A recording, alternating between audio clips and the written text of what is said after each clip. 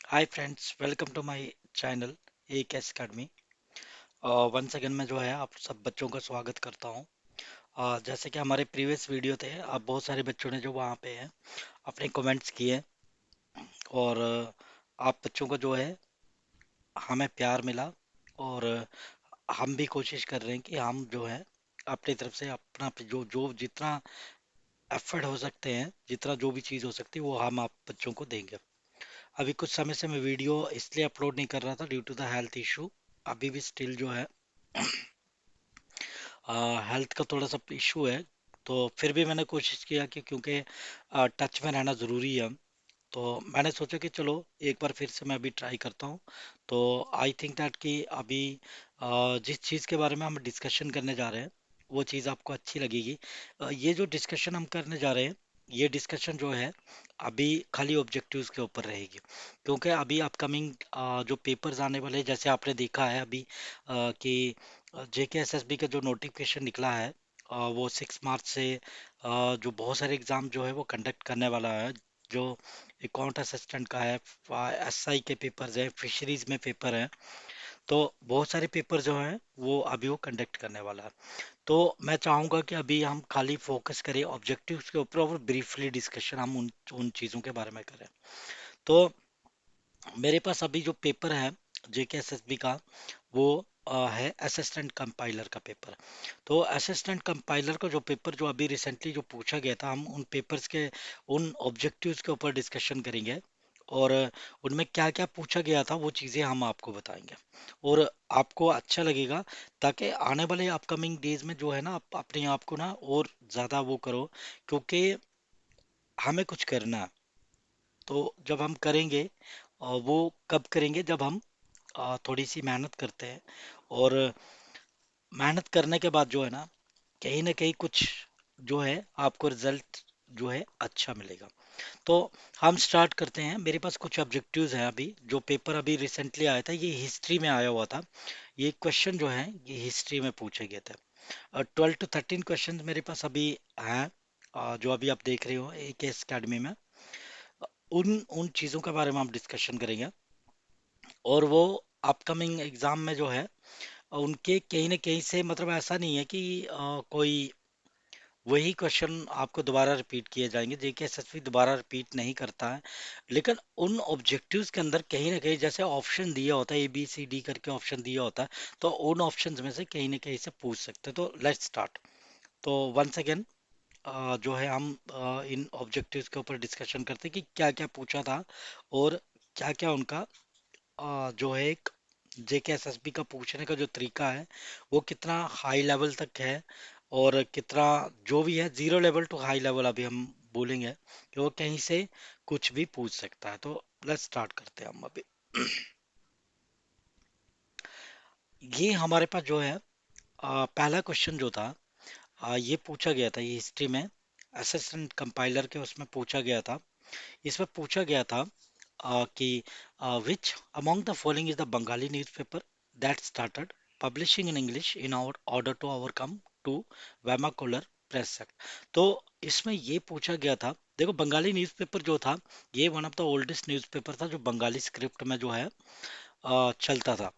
लेकिन ये फेमस भी था उस टाइम पे। तो ब्रिटिशर जो थे उन्होंने बोला कि भाई अगर ये पेपर जो है इसमें क्या छपता, क्योंकि ब्रिटिशर जो थे उनको मालूम नहीं ना बंगाली स्क्रिप्ट, तो बंगाली में क्या लिखा जा रहा था। उन्होंने एक एक्ट निकाला, वेमाकुलर प्रेस एक्ट जो है, उसके तहत इस पेपर को ना उन्होंने इंग्लिश में भी पब्लिश करवाना शुरू किया।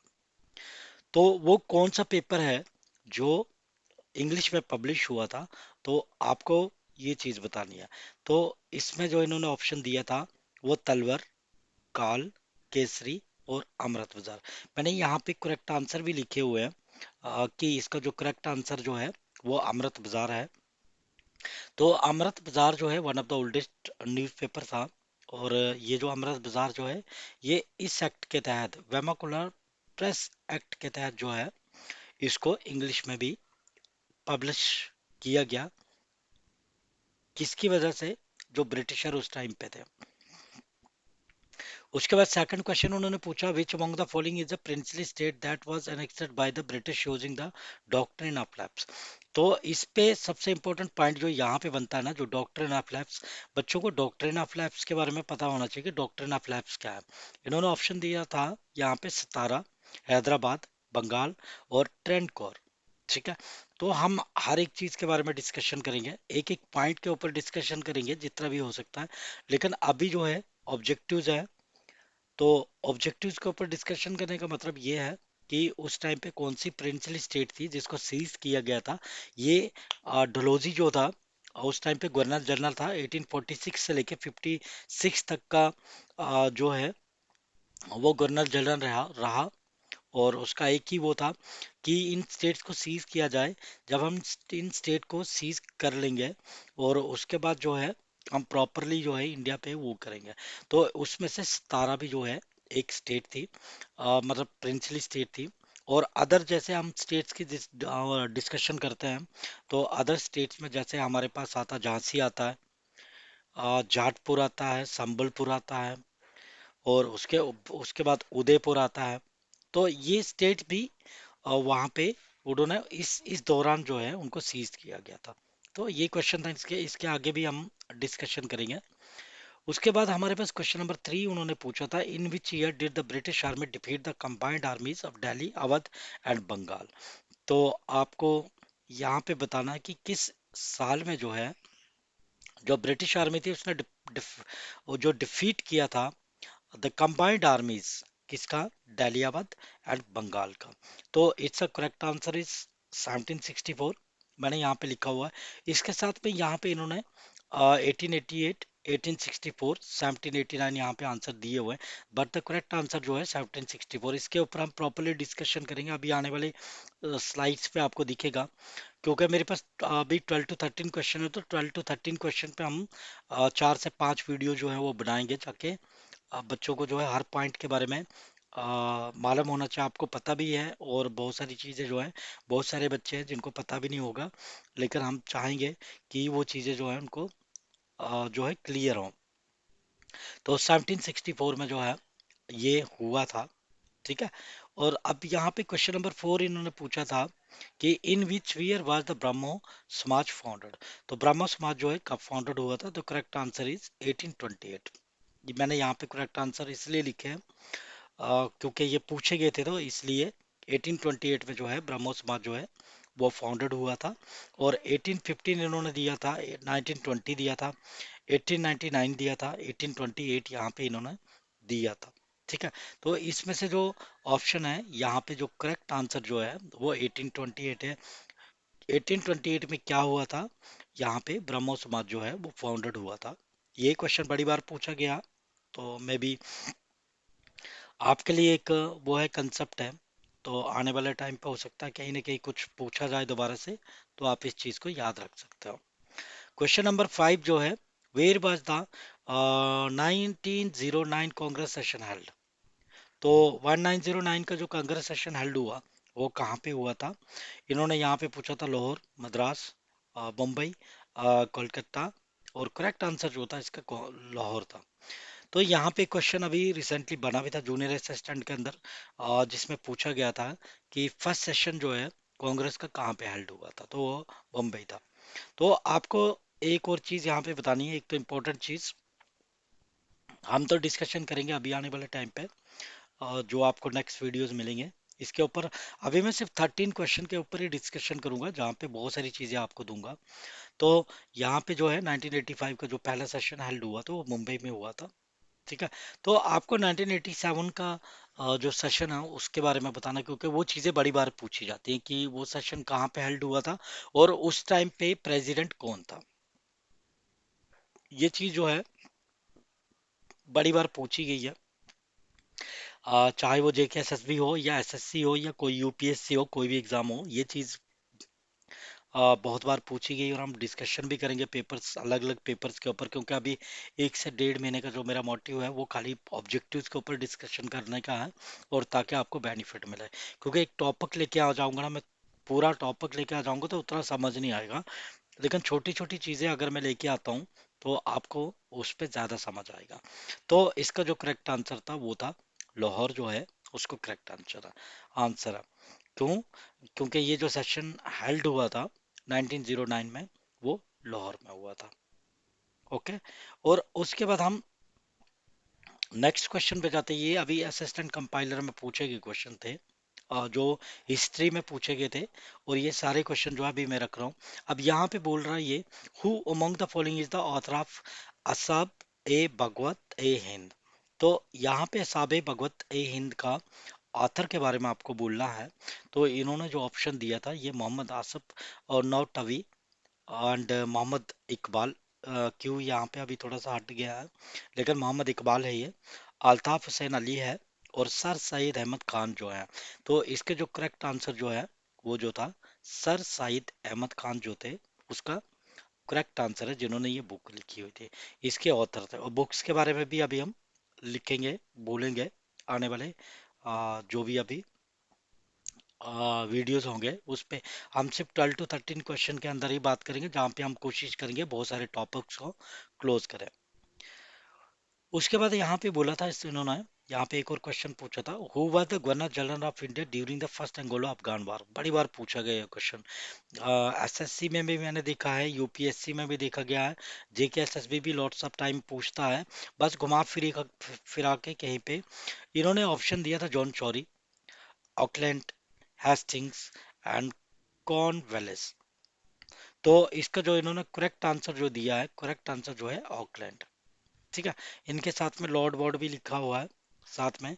तो मैं भी इस वर्ड को मैं थोड़ा सा निग्लेक्ट करता हूँ। तो मैं यही बोलूँगा कि sir John sorry sorry is respected word and Auckland, Warren Hastings and Cornwallis. तो इसका जो करेक्ट आंसर है वो क्या था? ऑकलैंड है। ऑकलैंड जो है ये इसका करेक्ट आंसर था, ये भी यहाँ पे पूछा गया था। हम इसके ऊपर भी डिस्कशन करेंगे कि ये लोग जो हैं इनका कब कब इन्होंने क्या किया, कहाँ से कहाँ तक इनका जो है आ, एक टाइम पीरियड रहा इंडिया के अंदर, या जो भी इनका वर्क होगा। उसके बाद क्वेश्चन नंबर 8 जो है यहाँ पे बोला गया, बोलता on which of the following days the rind ratings of famous तलवार वेंट ऑन स्ट्राइक। तो ये भी एक इम्पोर्टेंट क्वेश्चन है, जहाँ पे रिंड रेटिंग्स ऑफ फेमस तलवार वेंट ऑन स्ट्राइक, कब गया था वो स्ट्राइक पे? तो वो था, करेक्ट आंसर जो इसका था वो फरवरी 1946 में जो है, आपको याद रखना है कि 1946 में जो है ये स्ट्राइक पे गए थे। यहाँ पे अदर ऑप्शंस भी है हमारे पास, जैसे फरवरी 1930, फरवरी 1956 एंड फरवरी 1906। तो ये यहाँ पे दिया हुआ। ठीक है। एंड आफ्टर जो है क्वेश्चन नंबर 9 बोलता है, who was a significant human leader of the Dandi march. तो बहुत इंपॉर्टेंट है यहाँ पे, यहाँ से आने वाले अपकमिंग डेज में भी क्वेश्चन पूछे जा सकते हैं। तो सिग्निफिकेंट जो human leader of the Dandi march थी, यहाँ पे ऑप्शन दिया था सरोजनी सरोजनी नायडू, एनी बेसेंट, कटमानी एंड अम्बाबी। और इसका जो करेक्ट आंसर था वो क्या था? सरोजनी नायडू। इनका बहुत जो है पार्ट है, इन्होंने बहुत पार्ट प्ले किया है एज ए ह्यूमन। और उसके ऊपर हमारा डिस्कशन जो रहेगा वो भी रहेगा। और अब हमारे पास जो नेक्स्ट क्वेश्चन इन्होंने पूछा था इस बार, वो था क्वेश्चन नंबर 10 जो हम बात करते हैं। यहाँ पे बोला इन्होंने, who was the vice Roy of India when national Congress was established. तो आपको ये बताना है कि जब कांग्रेस जो है वो एस्टेब्लिश्ड हुई थी, उस टाइम पे वाइस राय कौन था? इन्होंने बोला इरविन, कर्जन, डफरिन, ऑकलैंड। इन्होंने चार ऑप्शन दिए थे।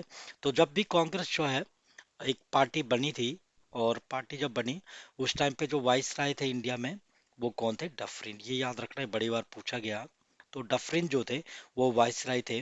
और उसके बाद हम एरविन के बारे में भी पढ़ेंगे, कर्जन के बारे में भी पढ़ेंगे, और ऑकलैंड के बारे में भी। ऑकलैंड का अभी एक क्वेश्चन ऊपर पड़ा बना हुआ था, कौन सा? Who was the governor general of India during the first Anglo Afghan war. तो यहाँ पे जो फर्स्ट गवर्नर जनरल जो था वो कौन था? ऑकलैंड था। तो ये क्वेश्चन पहले भी यहाँ पे पूछा गया था, और यहाँ पे भी इन्होंने ऑकलैंड का जिक्र किया है।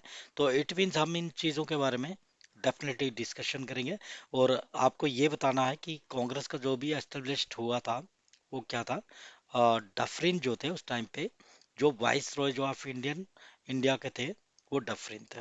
ठीक है। एंड द क्वेश्चन नंबर 11 जो इन्होंने पूछा था, वो पूछा था in which of the following country, इनमें से कौन सी कंट्री है जहां पे British impose the harshest treaty, उन्होंने इम्पोज किया था हारेस्ट ट्रीटी को, which resulted in Khilafat movement in India. इनमें से कौन सी कंट्री है जहां पे ब्रिटिश ने इम्पोज किया था किसको, हारेस्ट ट्रीटी को, और एक आंदोलन स्टार्ट हुआ था, वो आंदोलन क्या था, खालफत मोमेंट, और इन कहाँ पे, इंडिया में।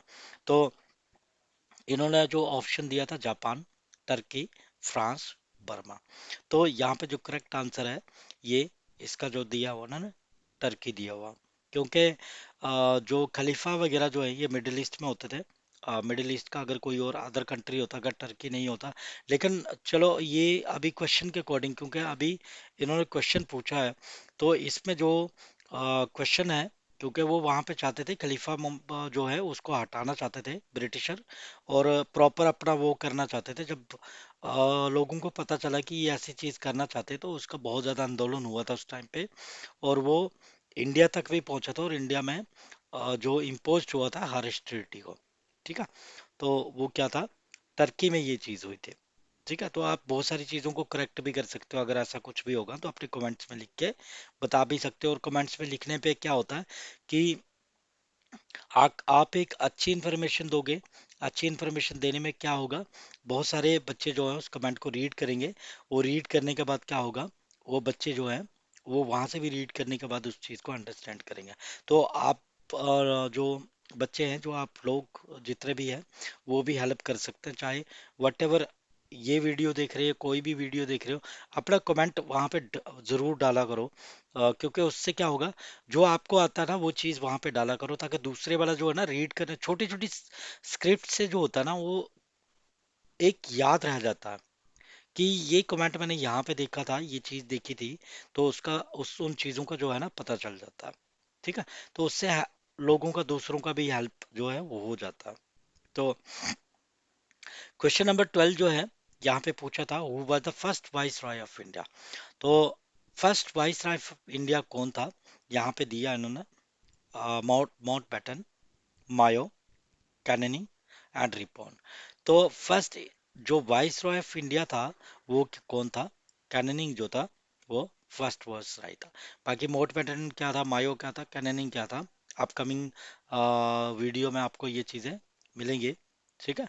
And the question number is 13, ये यहाँ पे बोल रहा हूँ started the newspaper free Hindustan. तो न्यूज़पेपर पे हमारे पास अभी ना दो क्वेश्चन अभी हमने देखने को मिले। एक तो फर्स्ट जो बंगाली न्यूज़पेपर था उसके बारे में, और फ्री हिंदुस्तान के बारे में। तो अपकमिंग डेज में हो सकता है कि फिर से कोई ना कोई क्वेश्चन ऐसा पूछा जाए। तो यहाँ पे ऑप्शन जो दिया था, जवाहरलाल नेहरू, राज गोपालनचारी, वल्लभ भाई पटेल एंड तारकनाथ दास।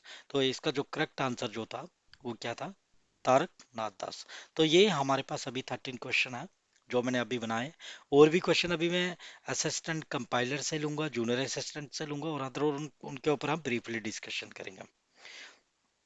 तो ये 13 क्वेश्चन थे। अगर आप वीडियो देखते हो तो आप इन क्वेश्चन को जो है प्रॉपरली जो है उस पे देखोगे कि कहाँ पे कौन सा करेक्ट आंसर है, कौन सा क्या है, और आपको अंडरस्टैंड भी हो जाएंगी चीजें। उसके बाद हम यहाँ पे हमारा जो एक्चुअल जो मोटिव है, वो आपको ब्रीफली चीज़ों को पहुंचाना है, आप तक जो है छोटी से छोटी चीज़ जो है वो पहुंचे। तो हमारे पास देखो, पहला क्वेश्चन जो पूछा गया था, आपको यहाँ पे बोलता हूँ, जो पहला क्वेश्चन जो पूछा गया था वो क्या था, एक बंगाली न्यूज़पेपर के ऊपर पूछा गया था। उसमें उन्होंने चार ऑब्जेक्टिव्स दिया था कि ए बी सी और डी में कौन सा ऑब्जेक्टिव जो है वो करेक्ट था। पहला उन्होंने पूछा था तलवार, काल, केसरी और अमृत बाजार। हमने वहां पे देखा कि जो अमृत बाजार जो था, वो इसका करेक्ट आंसर था। लेकिन हमारे लिए इम्पोर्टेंट ये बनता है कि हम इन चीज़ों को भी जानना हमारे लिए बहुत ज़रूरी बनता है, क्योंकि कल यहाँ से भी क्वेश्चन पूछा जा सकता है। जैसे केसरी है, तो केसरी की अगर हम बात करेंगे तो यहीं पे जूनियर असिस्टेंट के उस पेपर में अलग अलग शिफ्ट्स में जो है ना 2 से 3 क्वेश्चन जो थे ना पूछे गए थे खाली एक केसरी के ऊपर। ठीक है, तो मैंने इसलिए यहाँ पे लिखा मोर इन्फॉर्मेशन किसका, जो भी हम ऑब्जेक्टिव जो भी पेपर हम पढ़ रहे हैं उनके ऊपर हमारा जो मोर इन्फॉर्मेशन रहेगा वो यहाँ पे रहेगा। तो मोर इन्फॉर्मेशन यहाँ पे देखो, ये मैंने एक इमेज भी लगा रखा है, क्योंकि जो तलवर जो है ये न्यूज़पेपर इस टाइप का हुआ करता था उस टाइम पे, जो पब्लिश होता था। ये मैंने यहाँ पे रखा हुआ है ताकि आपको चीज़ें जो है वो याद रहे। तो तलवर जो है ये मदन तलवर के नाम से जाना जाना जाता था। फिर बाद में इसको क्या है, लेटर नोन एज द तलवर, बाद में इसको दी तलवर के नाम से जानना शुरू हुआ। और ये पेपर जो है कब स्टार्ट हुआ था, 20वीं सेंचुरी में स्टार्ट हुआ था। आपको इसमें सबसे इंपॉर्टेंट चीज़ है, अब मैं आपको बताऊंगा सबसे इंपॉर्टेंट चीज़ आपको क्या याद रखनी है तलवर के बारे में। फर्स्ट, ये कब पब्लिश हुआ था, ये 1909 में जो है इसका पब्लिकेशन हुआ था और एस्टेब्लिश्ड हुआ था इन 1909 में। ठीक है, और सेकंड जो है आपको इसमें याद रखना है, ये कहाँ पे स्टार्ट हुआ था, वो हुआ था बर्लिन में, जर्मनी जो है, जर्मनी के अंदर जो है ये पेपर एस्टेब्लिश्ड हुआ था। और कहाँ पे, बर्लिन के अंदर। ये पॉइंट भी आपको इंपॉर्टेंट रखना, पूछ सकता है जेके एसएसबी कहीं पे भी कि ये तलवार जो है कहाँ पे स्टार्ट हुआ था, कौन सी सिटी है या कौन सी कैपिटल जो है जहाँ पे स्टार्ट हुआ था। ठीक है, और दूसरी एक चीज और आपको ये रखना है, एक तो ये चीज याद रखनी है कि ये किस स्टब में था। तो न्यूज़पेपर जो था पब्लिश होता था इंडियन स्टब में, इंडिया जो है इंडिया स्टब्स में जो है ये पेपर जो है पब्लिश्ड होता था। तो यहाँ पे हम थोड़ा सा पढ़ते हैं, तलवर जो है ये Madan Lal Talwar, later known as the Talwar, was an early 20th century Indian nationalist periodically published from Berlin। तो आपको यहाँ पे जो चीज याद रखनी है, जी दी तलवर जो किसके नाम पे था, पहले ओरिजिनली जो नेम इसका था, ये पहले अगर कभी पूछता है जेके सर कि दी तलवर जो है किसके ओरिजिनली नेम्ड उस पे था, तो ये मदन लाल ढींगरा के नाम पे था। मदन लाल ढींगरा जो थे one of the biggest personality, हम उनके बारे में भी डिस्कशन करेंगे। लेकिन मदन लाल ढींगरा के बारे में, फिर इसका नाम तलवर हो गया। फिर इन द एंड जो है बाद में इसका नाम चेंज करके दी तलवर हो गया। ठीक है, तो ये जो मदन लाल ढींगरा जो थे, थोड़ा सा मैंने लिखा है, one of the heroes of the Indian independence movement who had been executed for political assassination of William Hart Curzon and Wyllie William. तो इनके बारे में, विलियम हार्ट कर्जन और इसके बारे में हम थोड़ा सा पढ़ेंगे। लेकिन यहाँ पे जो इम्पोर्टेंट पॉइंट बनता है, ये पेपर जब स्टार्ट हुआ था बर्लिन में, बर्लिन के साथ में पेरिस में भी इस पेपर को किसने स्टार्ट किया था, बाय किसका, बाकाजी क्यामा के द्वारा। तो पूछ सकता कि अगर कभी भी जेकेएसएसबी अगर पूछे आपको कि ये जो पेपर है 1909 में पेरिस में किसने स्टार्ट किया था, तो वो जो था बाकाजी क्यामा का द्वारा जो था स्टार्ट हुआ था। तो इसमें आपको सिर्फ 2-3 चीजें याद रखनी है। फर्स्ट जो है ये एक जो है स्क्रिप्ट है, यहाँ पे जो इमेज है ये आपको ध्यान में रखना कि ये इस टाइप का वो था। ये पब्लिश कब हुआ था, पब्लिकेशन इसका 1909 में, कहाँ पे हुआ था, जर्मनी में हुआ था। और इसका न्यूज़पेपर का जो स्टब था वो क्या था, पब्लिश्ड इन इंडियन स्टब में। और दूसरा जो है ये किसके द्वारा, पेरिस में हुआ था, वो बाकाजी क्यामा के द्वारा। और ओरिजिनल नेम क्या था इसका, मदनलाल ढींगरा के नाम पे था ये। ठीक है, बाद में नाम चेंज हुए। तो ये चीज जो है आपको 2-4 इसमें चीजें जो है वो आपको कंसेप्ट याद रखने हैं। फर्स्ट, फिर वन सेकेंड, क्योंकि मैं बार बार रिपीट इसलिए कर रहा हूँ ताकि आप को याद रहे चीज़ें, क्योंकि डेट्स को याद करना बड़ा मुश्किल होता है, तो इसलिए थोड़ा सा एफर्ट्स लगाते हैं हम अपनी तरफ से कि हम रिपीट करें ताकि आपको चीज़ें जो हैं याद रहे। फर्स्ट पब्लिकेशन 1909, कहाँ पे, जर्मनी में। और न्यूज़पेपर क्या था, पब्लिश्ड इन इंडिया स्टब। और पेरिस में किसके द्वारा, बाकाजी कामा के द्वारा। ठीक है, तो ये चीजें यहाँ पे आपको याद रखनी है। ठीक है, फिर हम चलते हैं देखो काल के ऊपर। ठीक है, तो काल के ऊपर आप ऊपर हम डिस्कशन करते हैं। तो ये हमारे पास अभी मैंने यहाँ पे एक इमेज लगा के रखी हुई है। ये जो लोग हैं ये बहुत महान लोग हैं। लेकिन इनके बारे में, जब अभी काल के बारे में मैं बात करूंगा, इनका जो फाउंडर था वो कौन था? वो शिव राम महादेव प्राणजपी। याद रखना, अगर आपको काल के बारे में पूछा जाता है कि काल का जो फाउंडर है वो कौन था, तो वो शिव राम महादेव प्राणजपी जो थे, इनके फाउंडर थे। ये इमेज यहाँ पे है, आपको इमेज से याद रहेगा कि शिवराम महादेव प्राणजपी जो थे इसके फाउंडर थे। ठीक है, इनका मैंने यहाँ पे दिया भी है कि इनका जन्म कब हुआ और उनका लास्ट डे कब था। 27 जून 1864 एंड 27 सितंबर 1929। और ये क्या था? ये एक स्कॉलर थे, ओरेटर थे, जर्नलिस्ट थे एंड फ्रीडम फाइटर थे। कहाँ से बिलोंग करते थे? फ्रॉम महाराष्ट्र से। He creates unrest among the people of Maharashtrians against British rule. देखो उस टाइम पे क्या होता था कि बहुत सारे लोग जो है ना अलग अलग पार्ट्स में काम करते थे। कुछ लोग जो थे वो फाइट कर रहे थे, कुछ लोग पीसफुली काम कर रहे थे, कुछ लोग जो है न्यूज़पेपर के थ्रू जो है ना लोगों तक अपनी आवाज पहुंचा रहे थे कि हमारे साथ ये चीजें जो है ना वो गलत हो रही हैं, ये चीजें ऐसे हो रही है, ऐसे, तो लोग जाग जाएं। तो इन लोगों का जो है ना बहुत बड़ा योगदान है उस टाइम पे। हम इन चीजों को अभी यहाँ पे वीडियोस के अंदर बयान नहीं कर सकता इन चीजों को। लेकिन फिर भी मैं आपको एक चीज बताऊंगा कि यहाँ पे जो JKSSB क्वेश्चन पूछ सकता है काल के ऊपर, फर्स्ट इसका कि ये कब स्टार्ट हुआ था, तो 1898 में ये स्टार्ट हुआ था और बंद कब हुआ था? 1908 में। ठीक है, ये डेट इंपॉर्टेंट है, ये डेट आपको याद रखनी है। इनका फाउंडर कौन था? ये शिवराम महादेव प्राणजपी जो थे, इनके फाउंडर थे। ये चीज भी आपको याद रखनी है।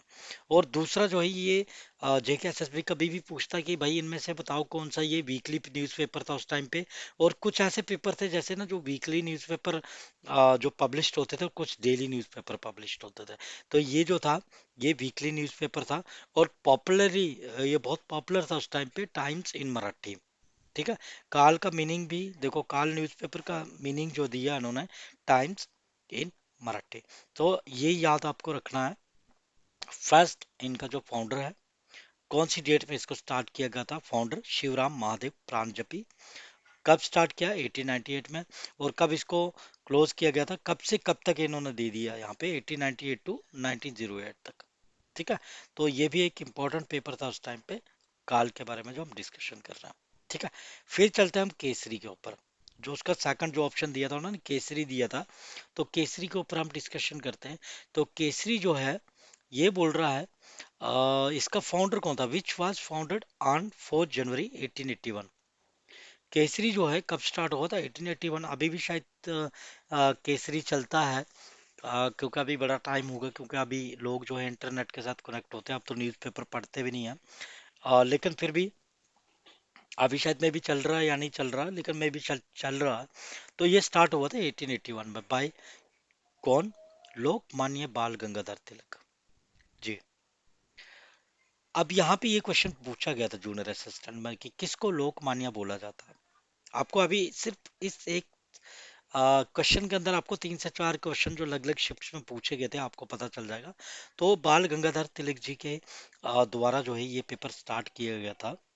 The newspaper used was used as a spokes piece for Indian national freedom movement and continues to be published by the Kesari Maratha trust and तिलक।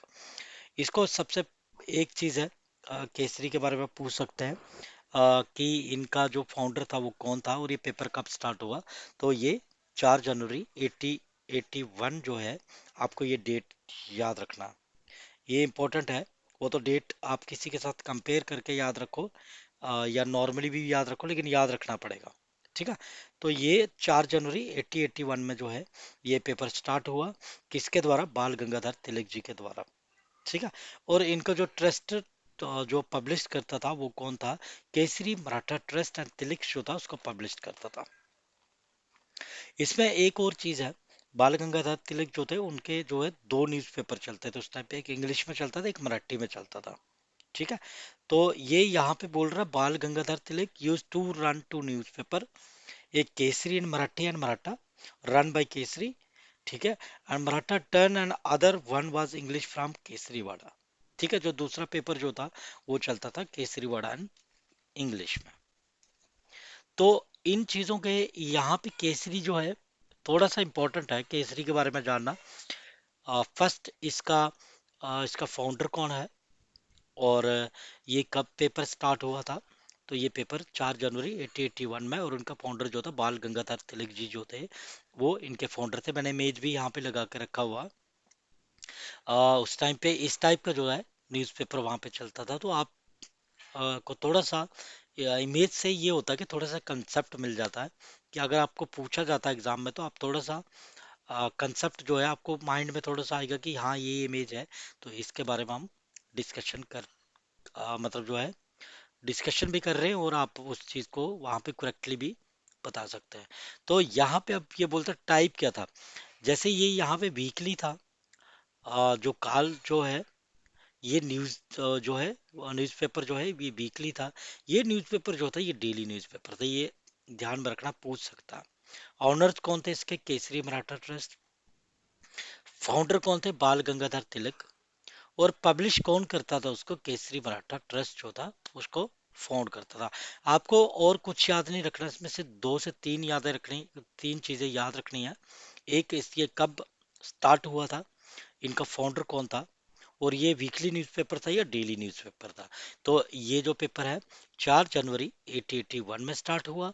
इनका जो फाउंडर था वो बाल गंगाधर जो तिलक जी जो हैं वो थे, और ये डेली न्यूज़पेपर था। ठीक है।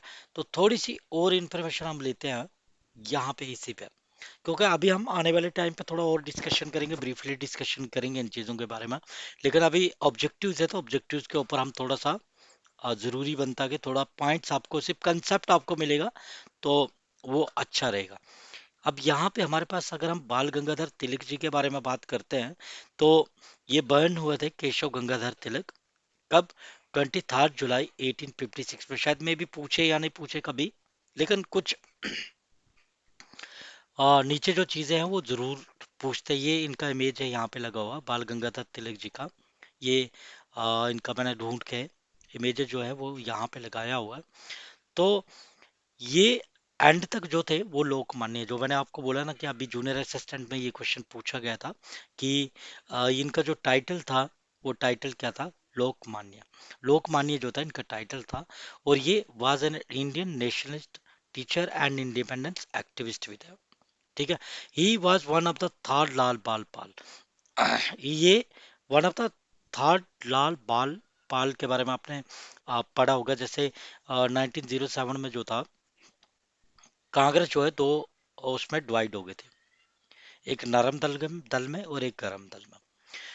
नरम दल जो था वो पीसली बोलता था कि भाई पीसली हम ये चीज कर लेंगे। तो गरम दल का ये था कि भाई ये लोग हमारे ऊपर ये ऐसे ऐसे चीज कर रहे हैं तो हम उनका रिस्पॉन्स वैसे ही देंगे जैसे ये कर रहे हैं।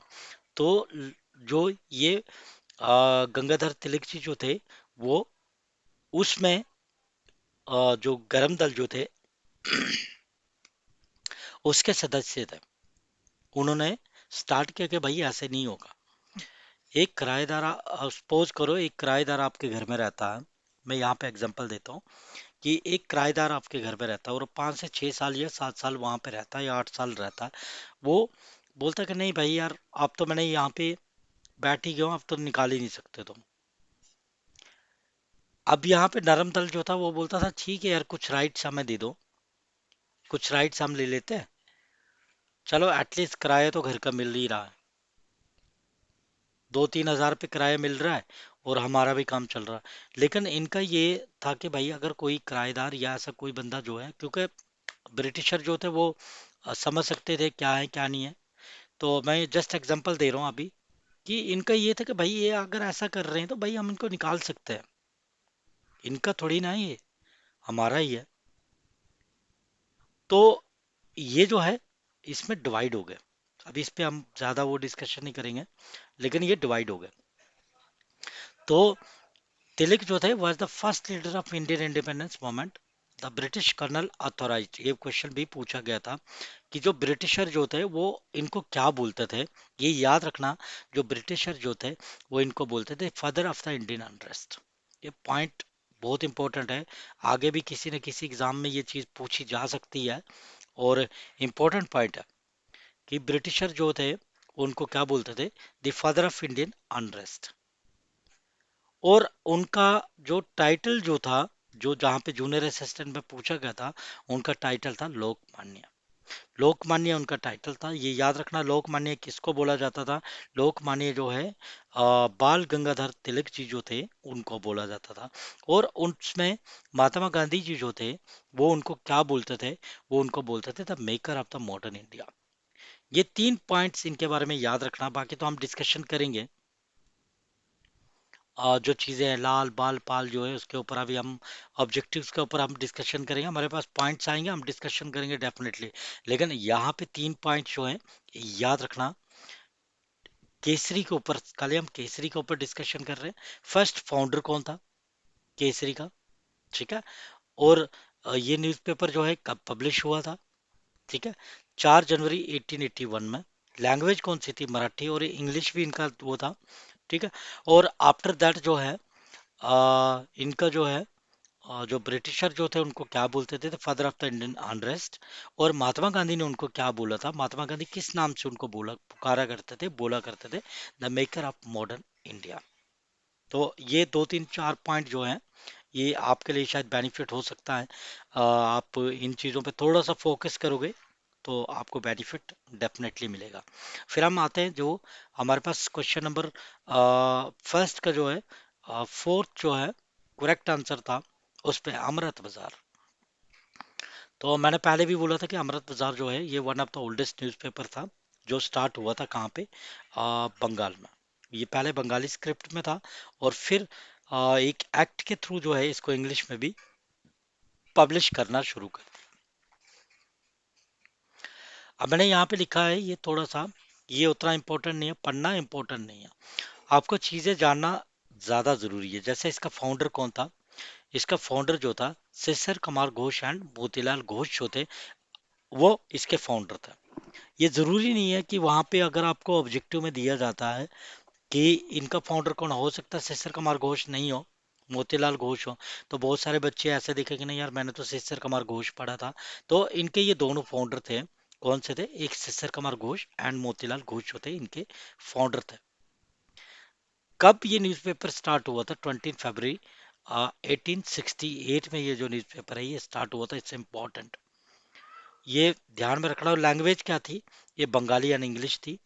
और इस पेपर को सीज कब किया गया था 1991 में, मतलब बंद कब किया गया था? 1991 में। 123 ईयर्स के बाद ये न्यूज़पेपर बंद हुआ था, अमृत बाजार। इंडियन गवर्नमेंट ने इसको बंद किया होगा, कोई रीजन रहा होगा, तो बंद कर दिया। तो ये अमृत बाजार जो है, ये was one of the oldest daily newspaper. ये भी ध्यान रखना, पूछ सकते हैं कि जैसे हमने पीछे पढ़ा कि डेली न्यूज़पेपर में कौन सा आ रहा है और वीकली न्यूज़पेपर में कौन सा आ रहा है। तो अमृत बाजार जो था, ये भी एक डेली न्यूज़पेपर था इन इंडिया में। ओरिजिनली ये फर्स्ट पब्लिश्ड होता था जो इसका स्क्रिप्ट था, बंगाली स्क्रिप्ट था। It evaluated into in English format published, और ये इंग्लिश में भी हुआ। जब इंग्लिश में हुआ, फ्रॉम कहाँ से? Kolkata and other location such as Cuttack, Ranchi and Allahabad. और ये पेपर जो है डिसकंटिन्यूड हुआ, जो भी बंद हुआ 1991 में हुआ। आफ्टर 123 ईयर्स के बाद इसका पब्लिकेशन जो है वो बंद होगा।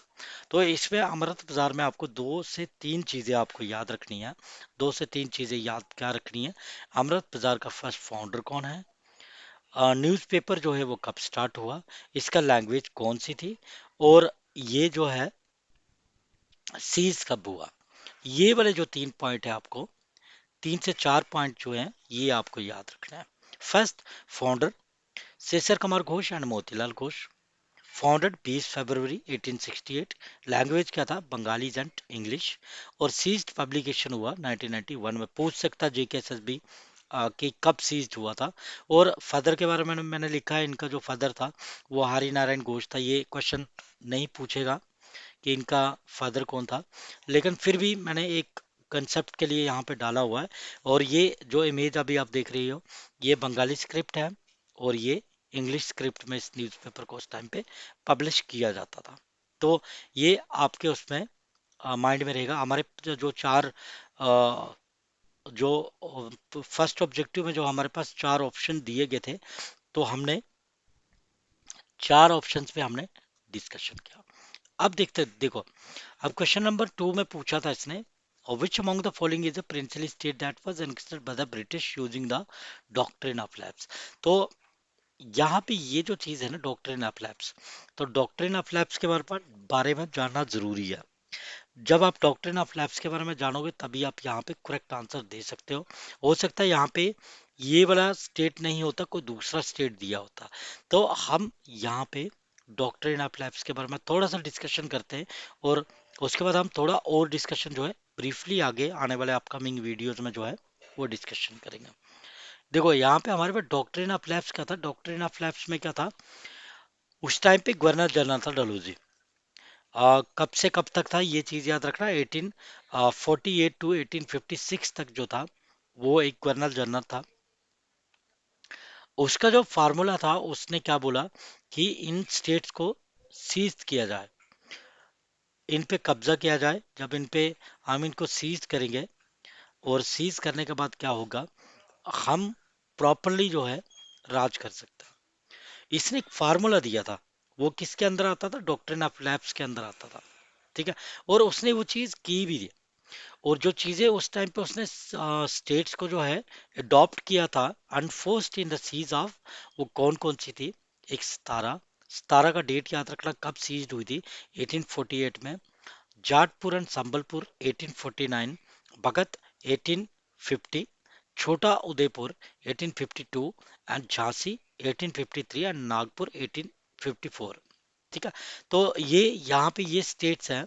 अगर इसमें कोई स्टेट अगर मिस होगी तो आप अपने कमेंट पे लिख सकते हो कि डॉक्ट्रिन ऑफ लैप्स में ये स्टेट भी आती है जो मिस होगी। जब आप अपना कमेंट करोगे तो बहुत सारे बच्चे जो है वो उस पॉइंट को भी वहाँ पे ऐड कर लेंगे, और वो बच्चों को भी जो है उस चीज़ का बेनिफिट रहेगा, क्योंकि बहुत सारे बच्चों को पता भी है बहुत सारी चीज़ें।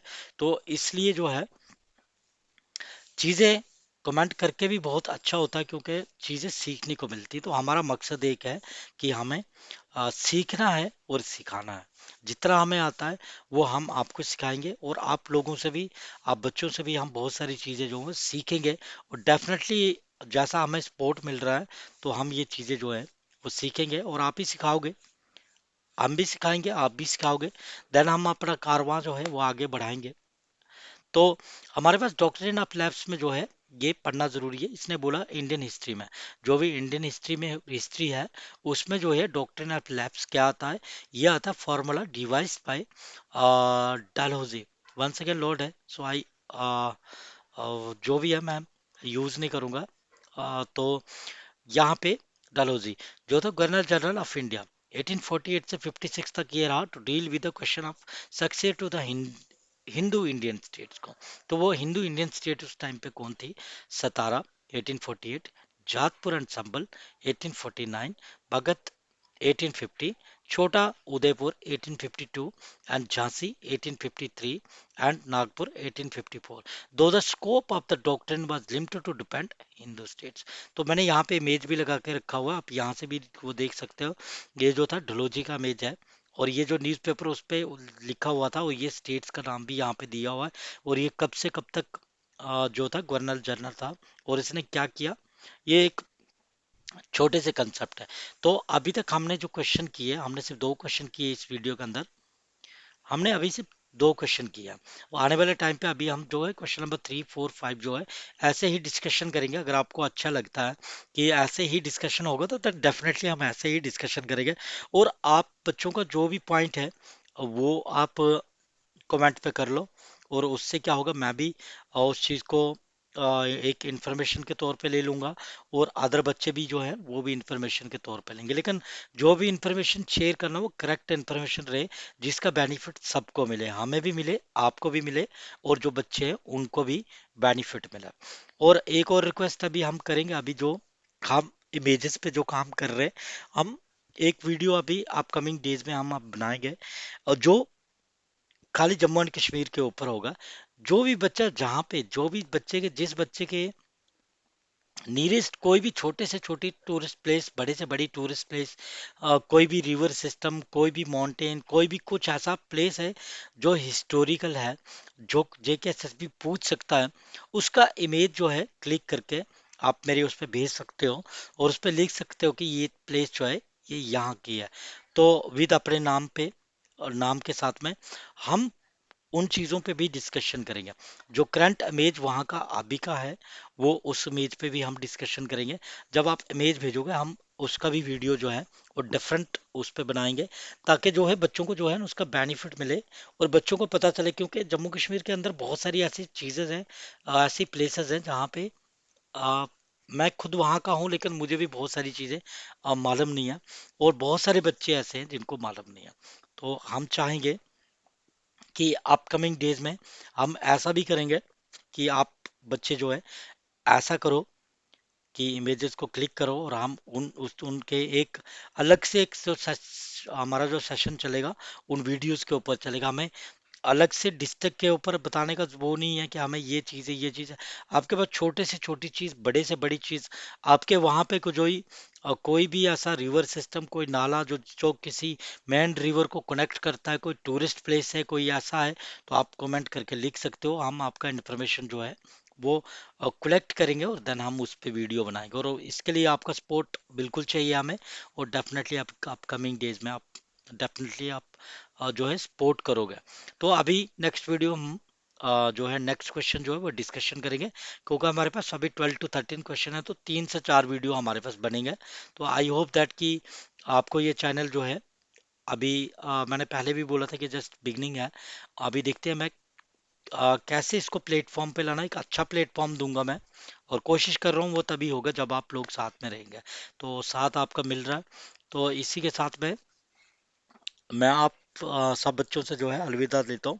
और कुछ भी अगर आपको कुछ भी ऐसा रहता है तो अपने कमेंट में जो है आप चीज़ों को बिल्कुल शेयर करना, ताकि हम उन चीज़ों को नेक्स्ट अपकमिंग वीडियोस में अपडेट करें। Okay, thank you.